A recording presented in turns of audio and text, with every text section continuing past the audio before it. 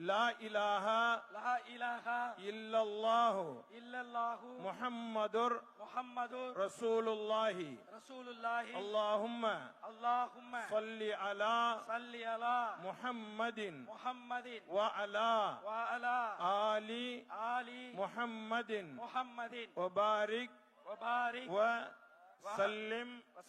அலைஹி اللهم لك صمت وبك آمنت وعليك توكلت وعلى رزقك أفطرت فتقبل مني يا الله உனக்காகவே நோன்பு நோற்றோம்